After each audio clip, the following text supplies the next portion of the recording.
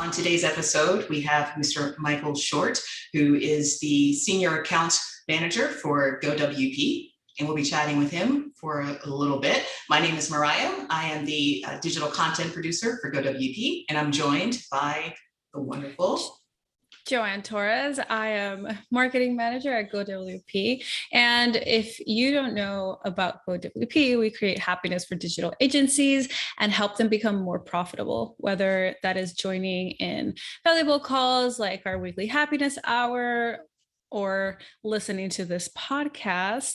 If you're looking to grow your team with a developer, a copywriter, a designer, or a project manager, I'm going to stop doing that commercial, but you can reach us. So yeah, happy to be here, Mariah. It's our first episode. Isn't that exciting? It's very exciting. And there'll be maybe some slight bumps and bruises along the way, but by the end of this 20 minutes, I hope the listeners will walk away with more information that will help them scale their own businesses and have a little happiness along the way. Listening to you, Michael Short. I thought you guys would have found a better subject on your first episode, but don't mind being the guinea pig.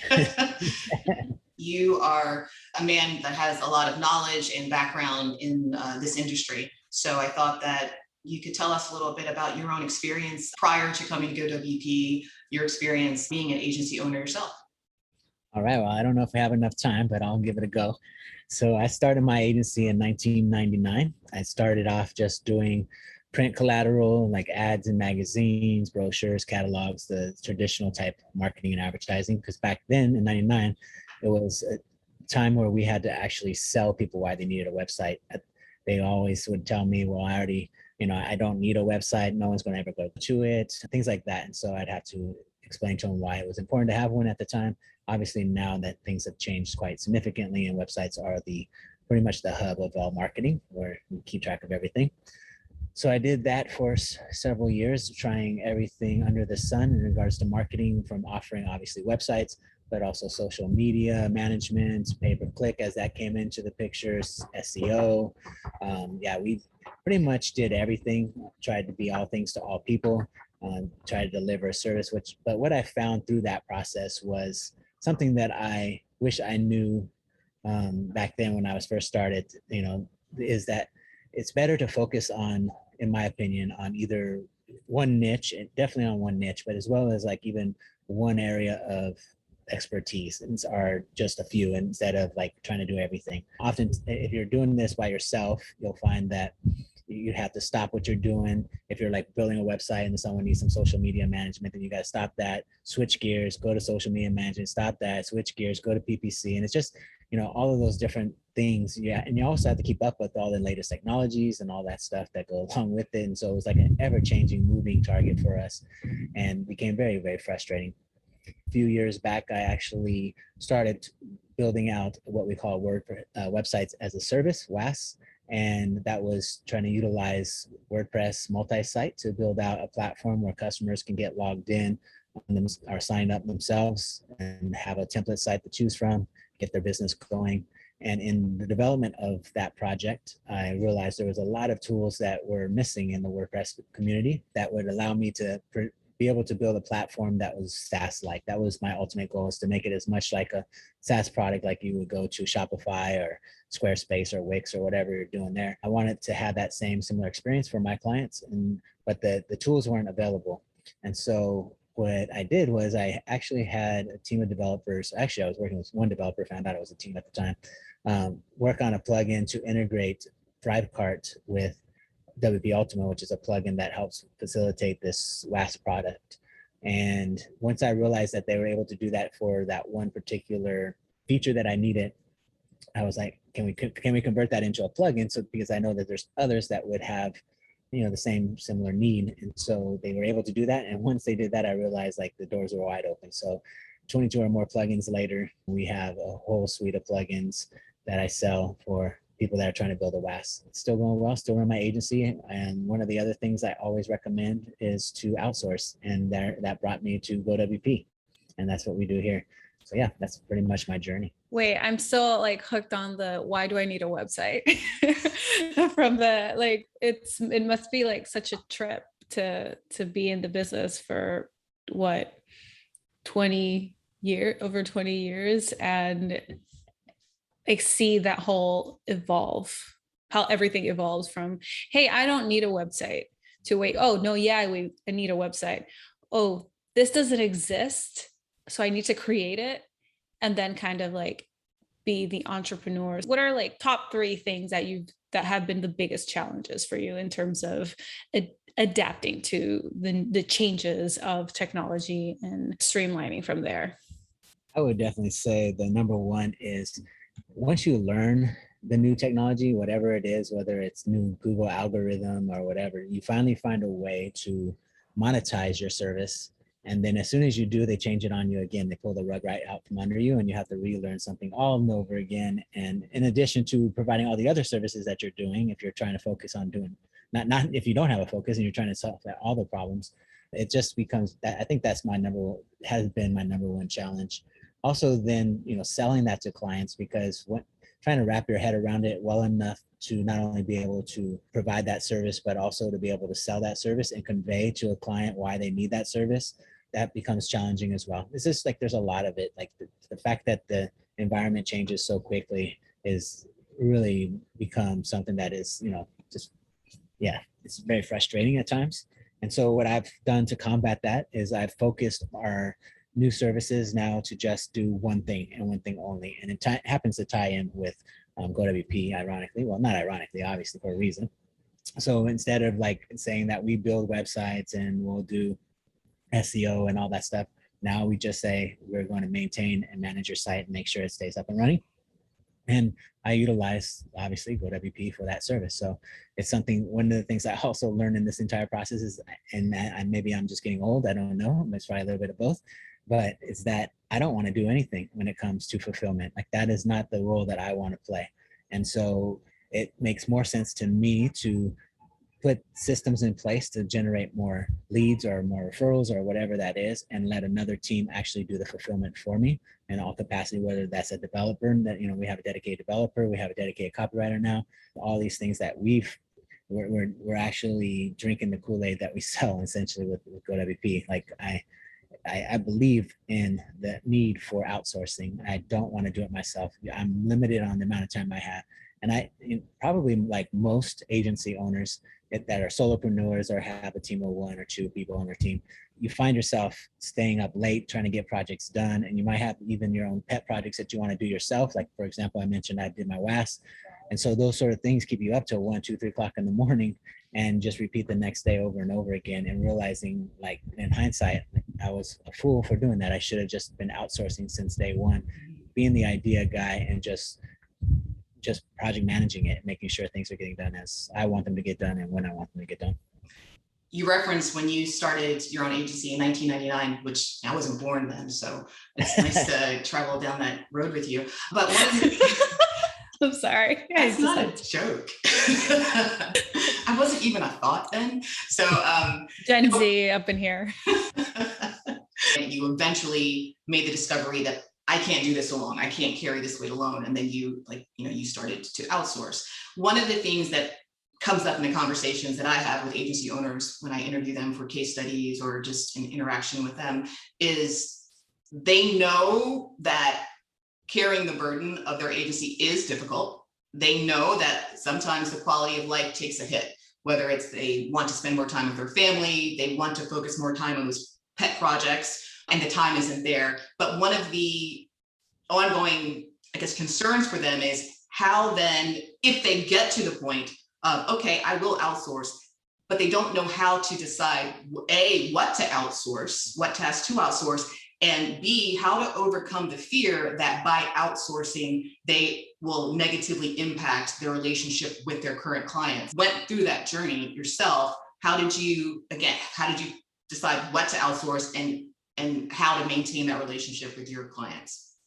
Yeah, that actually is a big challenge, trying to figure that out.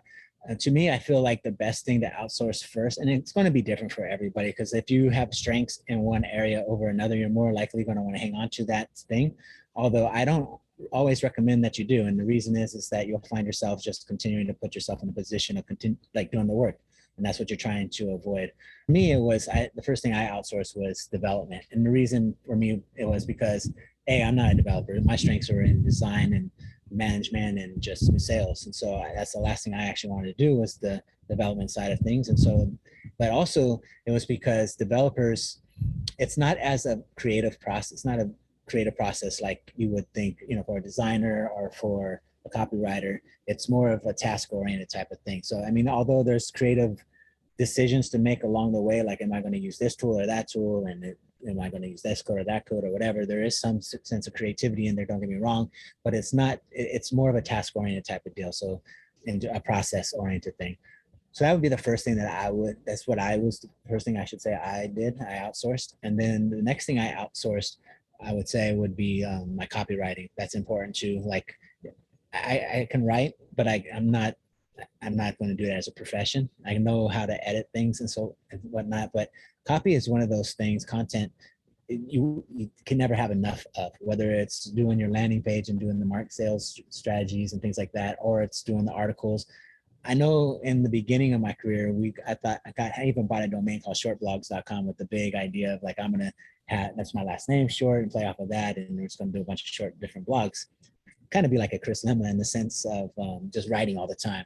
Not as good as him, never, ever. I'm not going to try to claim that, but just the idea of writing all the time. And I'd started doing it, and for me, I didn't get the impact that I was looking for. I didn't see any results, like any ROI out of it. And so I stopped doing it. However, I think if you just do it to do it, it's not enough. Like you have to do certain strategies have to be accompanied by another strategy. For example, like if you're going to do articles, you want to make sure that you're posting that on social media consistently. You want to make, that you're using it as a part of your sales strategy, whether that's sending emails out to your prospects and sharing with them whatever article it was that you wrote that would be relevant to their needs and help them in their situation. That's how I would use it now, as opposed to like just write it and think they'll come, build it and they will kind of mentality. Great movie reference there. Thank you. Mariah and I were nodding our heads every time outsourcing comes up. And when you were talking about like fulfillment and all of those things that just takes so much time that no one wants to do because it's a time hole, we were just like, you can't see us, but we're just like, yep, been there at some capacity. Whereas if it's with copywriters, and of course you with more as an agency owner experience, which I unfortunately don't have yet, have that experience with needing developers and support time and maintenance and things like that, that it's just like, oh, how much time do I have to spend being an entrepreneur and a business owner and growing my business versus, oh no, my website broke again. I gotta spend 5 hours fixing that. I have no idea how much time that takes, which reflects poorly on me, but it has happened to me with copywriters. So like, I feel your pain, and Mariah and I were just like, yep, yes. Can I interject? I'll interject there, Joanne. I wasn't born then again, but I hear that in the 90s, when people agreed with the conversation, they would just say word. So when we're not nodding for listeners who are just hearing audio, I'll just say word. Word, Mr. Short, word. Not say press. Word. Say press. I'm gonna get struck by lightning for lying about my age. Word. Word. You get to interact with our wonderful partners at GoWP every single day, and they already have partnered with us. They already are utilizing our services, but there is always room for many of them to scale more to benefit their agencies.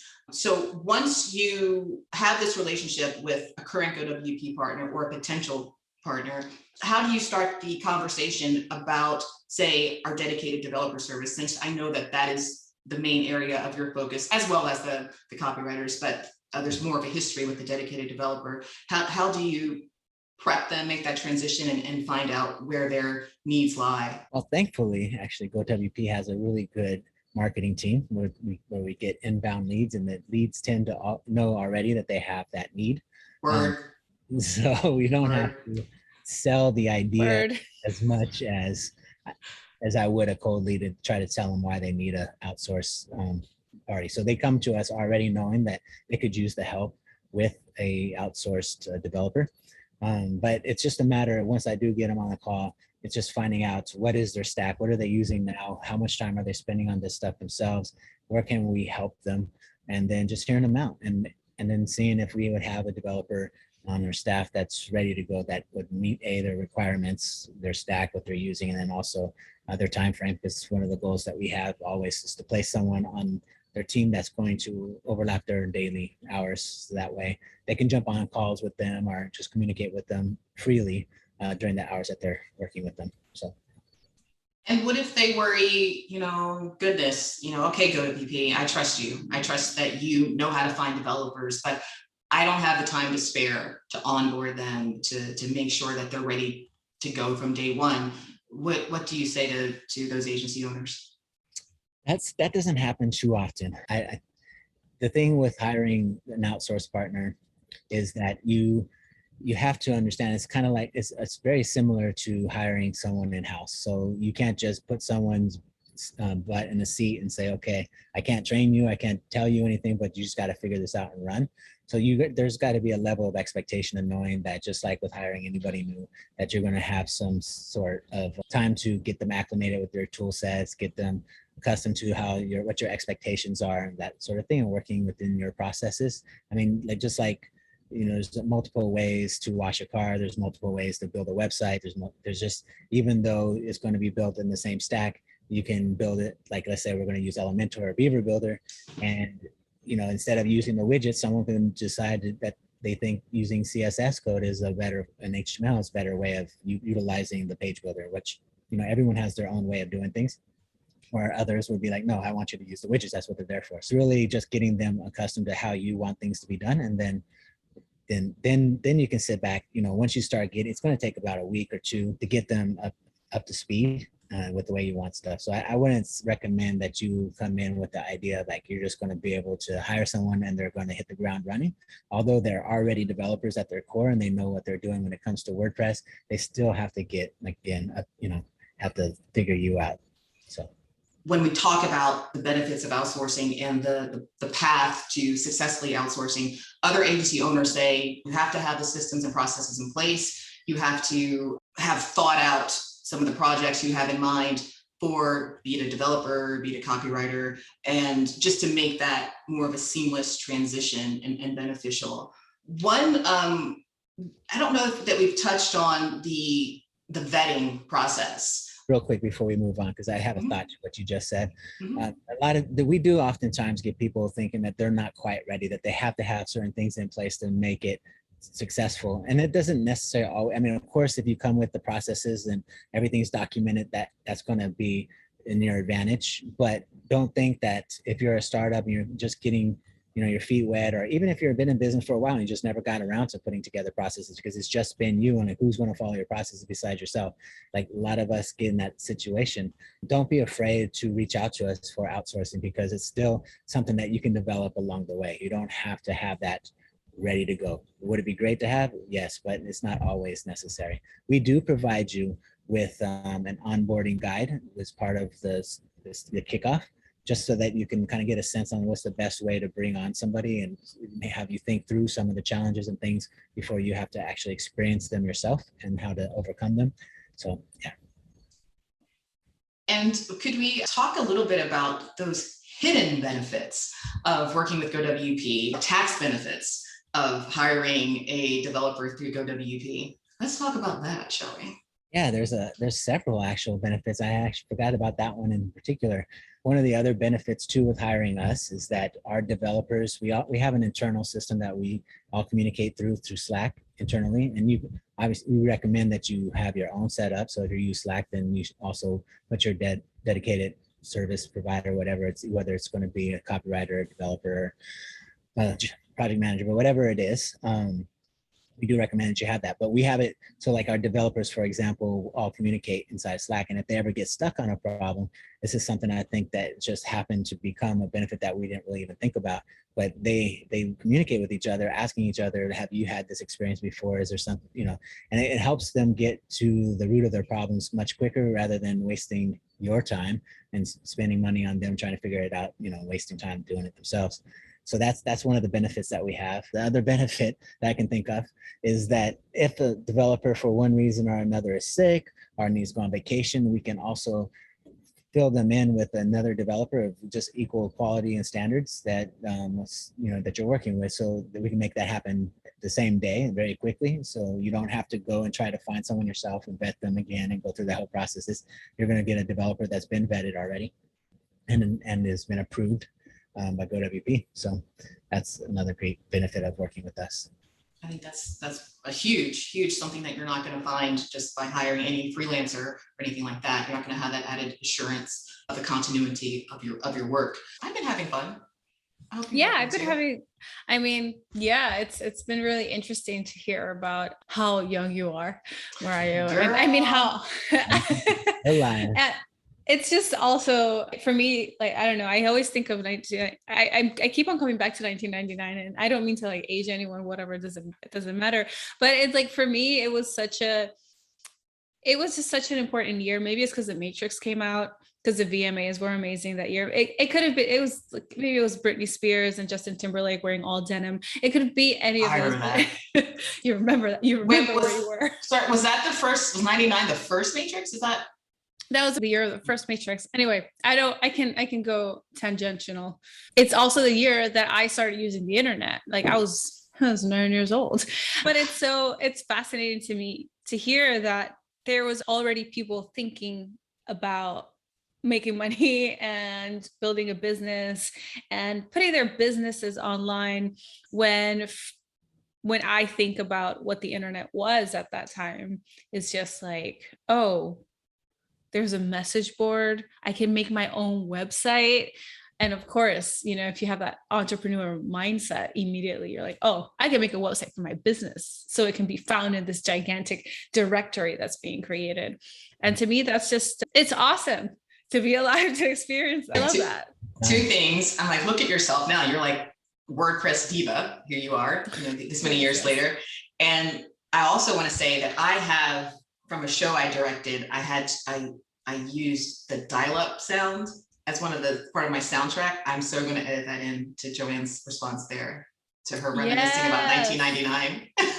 Oh my goodness. I remember the first thing that I would do when I got home from school was like run to my dial, because we had a separate phone line for the internet for dial-up, because we had dial-up until like 2002, which was, I don't know. Yeah, that sound. Okay. Fax machines still use it. Beep, boop, beep, boop, beep, boop. Yeah. I think you got beatboxing going on. See? There you go. Well, so to wrap it up, Mariah, you were saying before I came in with my walk down memory internet lane. I'm glad that you did. It was moving, and it reminded me why every agency needs to have a dedicated developer to take them into the future, further away from our days of dial-up. Just because that's the way that's going to free up your time and allow you to grow and scale your business. That's the only way. And if you read Rich Dad Poor Dad, he talks about there's two ways to get rich. You can do it on other people's time and other people's money. So borrowing from banks and leveraging that, or leveraging people's time. So outsourcing is going to be key. And I say outsourcing, let's call it hiring. Outsourcing is just a way of doing it that has a lot of benefits to it, from the taxes that we talked about. So Michael, final thoughts. Yeah, so my final thoughts and overarching idea is that you should do three things as an agency owner if you haven't done them already. First thing I think you should do is niche down both on services and or industry. If you partner with a good company, then they're going to have other auxiliary benefits like we talked about. So those are my last thoughts, I would say. And if you're looking and ready for as much as possible, I don't know what that was, but you want to productize whatever you have so that it's good for you to sell your services, instead of having to go back and forth with proposals and changes and all this stuff. Just say, this is the price, this is the box you get in. And a great example is GoWP. Look at any one of our services, and it's all productized. It's all a set price. It doesn't change. It doesn't fluctuate based off of different needs. It's all the same thing for everybody. And then the last thing I would do is what we've been talking about, and that is outsource. Outsource everything that you possibly can. Exploring these options, please don't hesitate to reach out to me. My email is mike@gowp.com. Pretty easy to remember. I will add, you can outsource up to 90% of the things. You can't outsource client relationships. You can't outsource that one-to-one. Like, you don't outsource sales. Don't do that. If you're going to outsource something, outsource your devs, your content creation, but things that are directly connected to your brand. And I'm not challenging you on what you said, Michael, is just adding to what you said. But yeah, things that are directly linked to your brand, that are client facing, I think it's best practice not to outsource that and keep that at part as the core. You want to keep that as close to your everyday operations as possible. And correct me if I'm wrong, please. Yeah, that's going to be our story until we start hiring sales reps to outsource. So once we do that, then don't listen to what Joanne said. I'm quoting Chris Lema, so well. Making a joke. I totally agree with that as well. Yeah. Well, Michael, thank you so much for being willing to be our guinea pig for this inaugural episode of GoWP Niche Agency Owners Podcast. We'd like to thank everyone who is listening. I was going to say who's joined us today, but they can be listening in perpetuity to our podcast. So thank you so much. 100%. Michael, thank you so much for joining us today. I wouldn't say you're a guinea pig. I'm just I consider you as our first, the first of many, the very first one, the cutter of the ribbon in this inaugural episode. Sacrificial lamb. As long as I'm not saying the please, I can cut the ribbon. That's fine. Yeah, we'll give you a gigantic digital pair of scissors. No, but thank you so much, everyone who have listened. I really hope this is the first one of many. Don't forget to like and subscribe, and you can get this wherever you get your podcasts. And just a quick reminder, I'm pretty sure we've mentioned this a couple of times, but I'm going to mention it again. At GoWP, we're just a company that's creating happiness for digital agencies, and we just want to help you become more profitable, whether it's, listening to podcasts, whether it's joining our weekly happiness hours. You can grow your team with us with a dedicated developer, copywriter, designer, project manager. We got you covered. And yeah, thank you so much for listening. I feel happier already. Yeah, I got nothing else to add. And this is where we put the outro music.